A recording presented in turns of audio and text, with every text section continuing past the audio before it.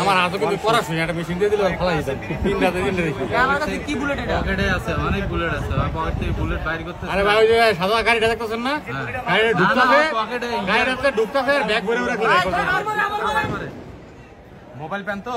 ঠিক আছে, মোবাইল প্যান্টের পকেট থেকে হলো। এই সব গাড়ির ভিতর থেকে বাইর করতেছে, মারতেছে, বাইর করতেছে, মারতেছে।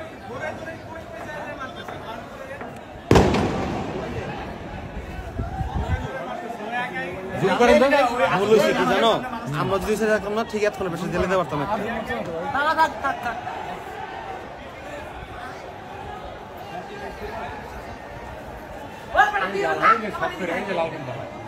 পুলিশ না, এই যে এটাও পুলিশ না ভাই, এটাও পুলিশ না ভাই। আমরা কিছুক্ষণ আগে যে পুলিশগুলো গেছে ওদের দায়িত্ব দিয়ে গেছে তো আমার ভাই, যেগুলা গেছে এগুলা সব ইন্ডিয়ান র